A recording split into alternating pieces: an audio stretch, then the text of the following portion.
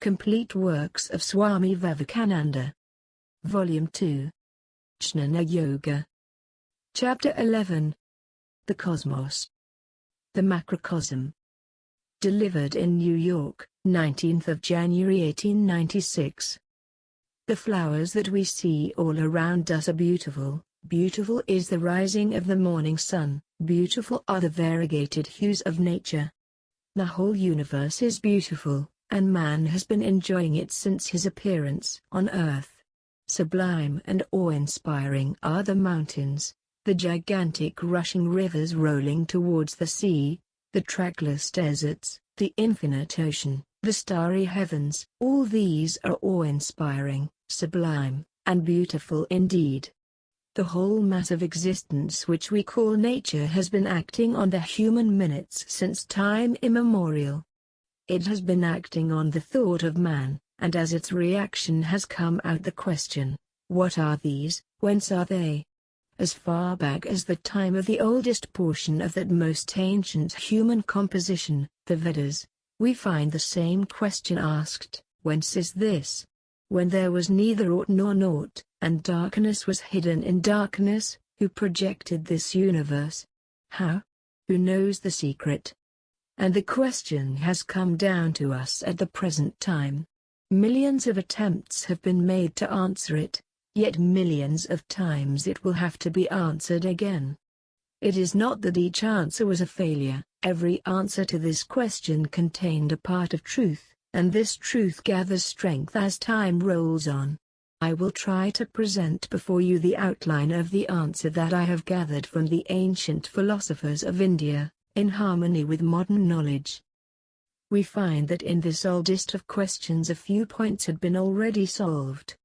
The first is that there was a time when there was neither aught nor naught, when this world did not exist, our Mother Earth with the seas and oceans, the rivers, and mountains, cities and villages, human races, animals, plants, birds, and planets and luminaries, all this infinite variety of creation, had no existence.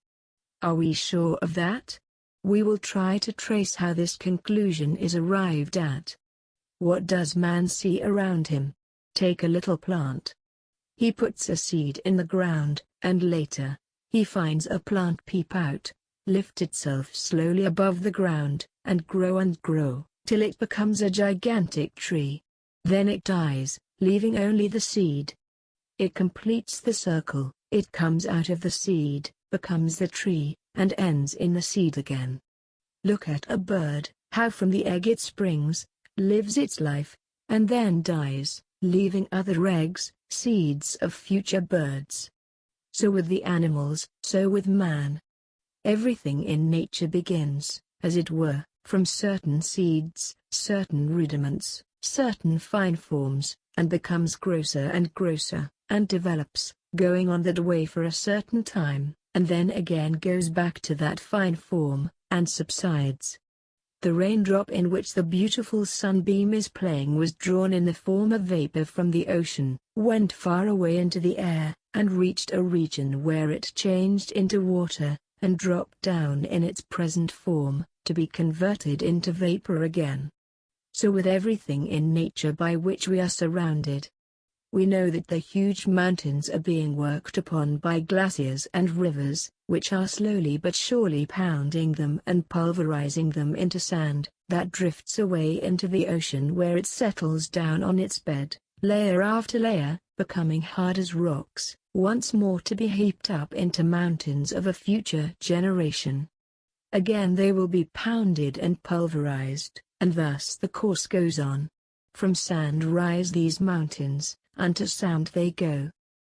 If it be true that nature is uniform throughout, if it be true, and so far no human experience has contradicted it, that the same method under which a small grain of sand is created, works in creating the gigantic suns and stars and all this universe, if it be true that the whole of this universe is built on exactly the same plan as the atom, if it be true that the same law prevails throughout the universe, then, as it has been said in the Vedas, knowing one lump of clay we know the nature of all the clay that is in the universe. Take up a little plant and study its life, and we know the universe as it is. If we know one grain of sand, we understand the secret of the whole universe.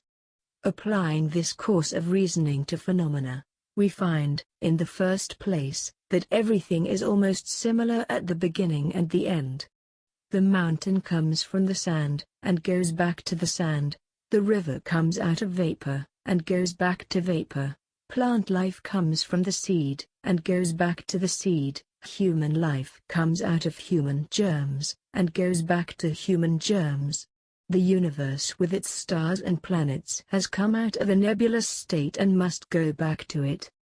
What do we learn from this? That the manifested or the grosser state is the effect, and the finer state the cause.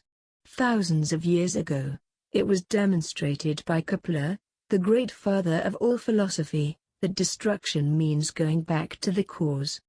If this table here is destroyed, it will go back to its cause, to those fine forms and particles which, combined, made this form which we call a table. If a man dies, he will go back to the elements which gave him his body. If this earth dies, it will go back to the elements which gave it form. This is what is called destruction, going back to the cause. Therefore we learn that the effect is the same as the cause, not different. It is only in another form. This glass is an effect, and it had its cause, and this cause is present in this form. A certain amount of the material called glass plus the force in the hands of the manufacturer, are the causes, the instrumental and the material, which, combined, produced this form called a glass. The force which was in the hands of the manufacturer is present in the glass as the power of adhesion, without which the particles would fall apart, and the glass material is also present. The glass is only a manifestation of these fine causes in a new shape, and if it be broken to pieces, the force which was present in the form of adhesion will go back and join its own element, and the particles of glass will remain the same until they take new forms. Thus we find that the effect is never different from the cause. It is only that this effect is a reproduction of the cause in a grosser form. Next, we learn that all these particular forms which we call plants, animals, or men are being repeated ad infinitum, rising and falling. The seed produces the tree. The tree produces the seed, which again comes up as another tree, and so on and on. There is no end to it. Water drops roll down the mountains into the ocean, and rise again as vapor, go back to the mountains and again come down to the ocean. So, rising and falling, the cycle goes on. So with all lives, so with all existence that we can see, feel, hear, or imagine. Everything that is within the bounds of our knowledge is proceeding in the same way, like breathing in and breathing out in the human body. Everything in creation goes on in this form, one wave rising, another falling, rising again, falling again. Each wave has its hollow, each hollow has its wave. The same law must apply to the universe taken as a whole, because of its uniformity.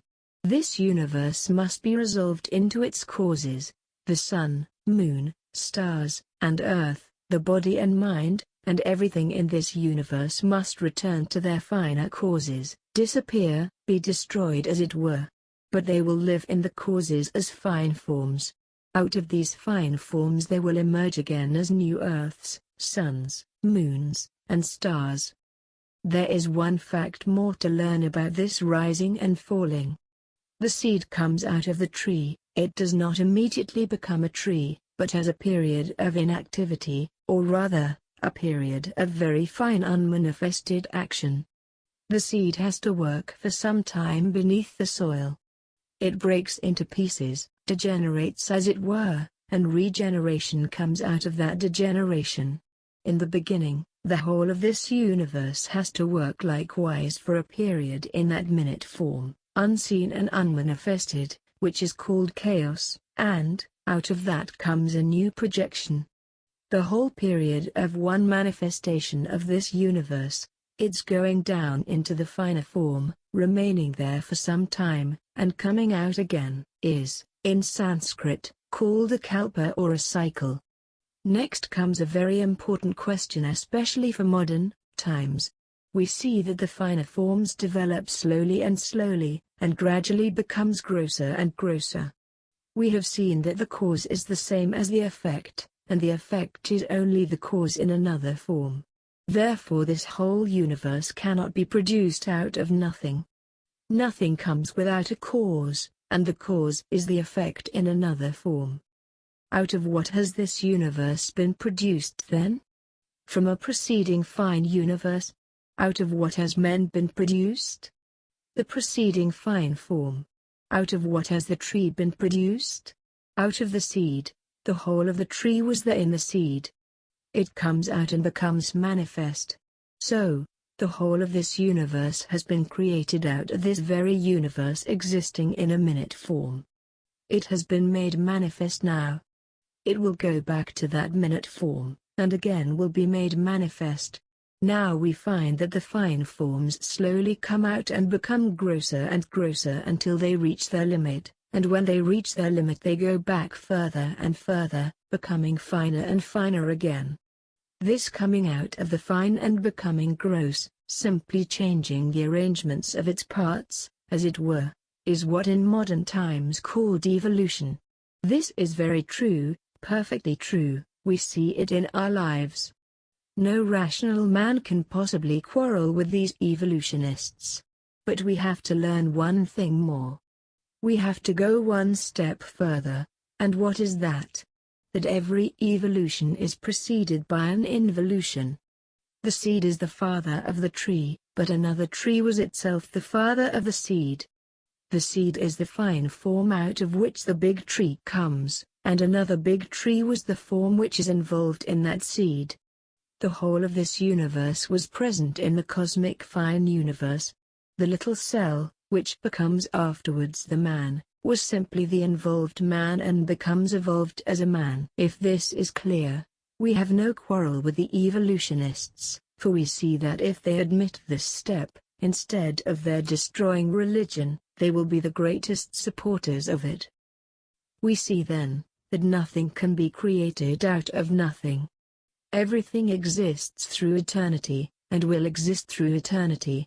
Only the movement is in succeeding waves and hollows, going back to fine forms, and coming out into gross manifestations. This involution and evolution is going on throughout the whole of nature. The whole series of evolution beginning with the lowest manifestation of life and reaching up to the highest, the most perfect man, must have been the involution of something else. The question is, the involution of what? What was involved? God. The evolutionist will tell you that your idea that it was God is wrong. Why? Because you see God is intelligent, but we find that intelligence develops much later on in the course of evolution. It is in man and the higher animals that we find intelligence, but millions of years have passed in this world before this intelligence came. This objection of the evolutionists does not hold water, as we shall see by applying our theory. The tree comes out of the seed, goes back to the seed, the beginning and the end are the same. The earth comes out of its cause and returns to it. We know that if we can find the beginning we can find the end. Converso, if we find the end we can find the beginning. If that is so, take this whole evolutionary series, from the protoplasm at one end to the perfect man at the other, and this whole series is one life. In the end we find the perfect man, so in the beginning it must have been the same. Therefore, the protoplasm was the involution of the highest intelligence. You may not see it, but that involved intelligence is what is uncoiling itself, until it becomes manifested in the most perfect man. That can be mathematically demonstrated. If the law of conservation of energy is true, you cannot get anything out of a machine unless you put it in the first. The amount of work that you get out of an engine is exactly the same as you have put into it in the form of water and coal, neither more nor less. The work I am doing now is just what I put into me, in the shape of air, food, and other things. It is only a question of change and manifestation. There cannot be added in the economy of this universe one particle of matter or 1 foot-pound of force, nor can one particle of matter or 1 foot-pound of force be taken out. If that be the case, what is this intelligence? If it was not present in the protoplasm, it must have come all of a sudden, something coming out of nothing, which is absurd. It, therefore, follows absolutely that the perfect man, the free man, the God-man, who has gone beyond the laws of nature, and transcended everything, who has no more to go through this process of evolution, through birth and death, that man called the Christ man by the Christians, and the Buddha man by the Buddhists, and the free by the yogis, that perfect man who is at one end of the chain of evolution was involved in the cell of the protoplasm, which is at the other end of the same chain. Applying the same reason to the whole of the universe, we see that intelligence must be the Lord of creation, the cause. What is the most evolved notion that man has of this universe? It is intelligence, the adjustment of part to part, the display of intelligence, of which the ancient design theory was an attempt at expression.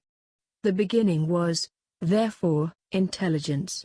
At the beginning that intelligence becomes involved, and in the end that intelligence gets evolved.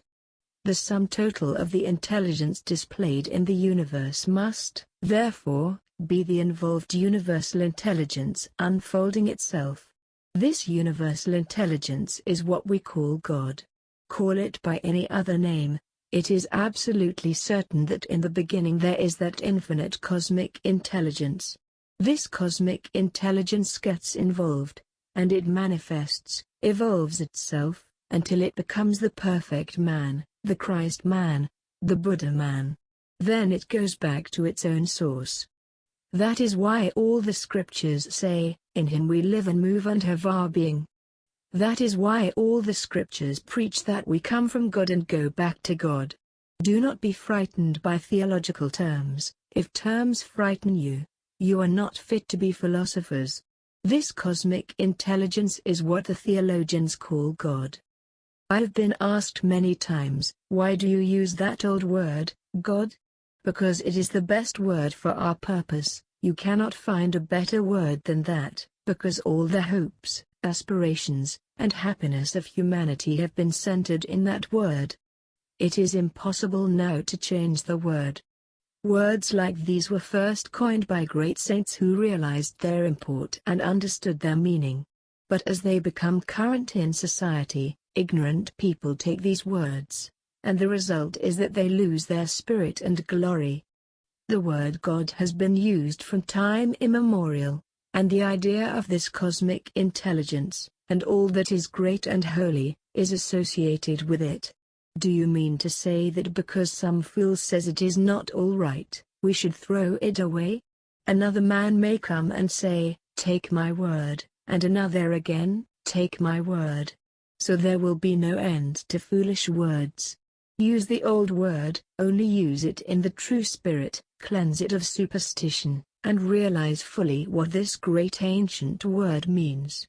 If you understand the power of the laws of association, you will know that these words are associated with innumerable majestic and powerful ideas.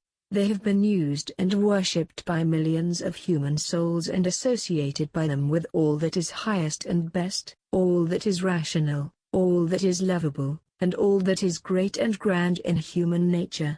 And they come as suggestions of these associations, and cannot be given up. If I tried to express all these by only telling you that God created the universe, it would have conveyed no meaning to you. Yet, after all this struggle, we have come back to Him, the Ancient and Supreme One. We now see that all the various forms of cosmic energy, such as matter, thought, force, intelligence and so forth, are simply the manifestations of that cosmic intelligence, or, as we shall call it henceforth, the Supreme Lord.